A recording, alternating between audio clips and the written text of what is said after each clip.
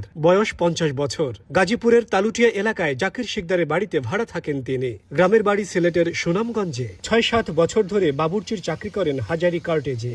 সেখানেই বছর 3 হলো পূর্ণিমার সঙ্গে তার পরিচয়। এখানেই পূর্ণিমার ধারণ করা ভিডিওটি ভাইরাল হওয়ার পর অনেকেই দাবি করতে থাকেন এই নারী পূর্ণিমার ছোটবেলার বান্ধবী।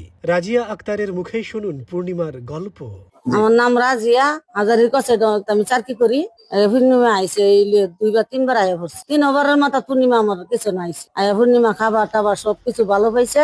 আমার ভিডিও টিডিও করছে। আচ্ছা, এই যে অনেকে বলা বলি করেছেন নায়িকা পূর্ণিমা আপনার বান্ধবী, একসাথে লেখাপড়া করছেন, এটা কি সত্য কিনা? আসলে মূল ঘটনাটা আসলে মূল ঘটনাটা কি মনে করেন, বান্ধবী সমবতী শুরু থাকতে কলেজে পড়লেই খালি বান্ধবী আমার। হ্যাঁ না আসছে 4 দিন ব্যবহার করলে এই বান্ধবী হয়ে যাবে। এই বান্ধবী হিসাবে হ্যাঁ আমার এমন করছে, কিন্তু কলেজে পড়াশোনা আমি করছি না। হের লগে মিথ্যাগত অভিযান দিয়ে লাভ নেই। কিন্তু হ্যাঁ আমরা মালিকও ভালো, আমরা ম্যাডামও ভালো। ভালো দিকে আমরা গ্যাসায় মনে করেন একবার যাইলে আবার 2য়বার আসে। খাবার টাবার সব বালা, আমরা স্টাফ দিয়েও ব্যবহারও অনেক বালা। হ্যাঁ মনের অভিনীত বালা আছে, অনেক সন্তুষ্ট আছে পূর্ণিমা। এর ব্যবহারও ভালো আছে, এর হিংসা নিন্দা নাই। এই কারণে হ্যাঁ আমার লোক চলাফেরা করছে বান্ধবী হিসাবে। আরেকটা বিষয়, আপনি কি নায়িকা পূর্ণিমার ছবি দেখেছেন, কখনো সিনেমা দেখেছেন? দেখেছি, কেমন লাগে? অনেকবারই দেখেছি। অনেক ভালো, অনেক ভালো হ্যাঁ ছবি।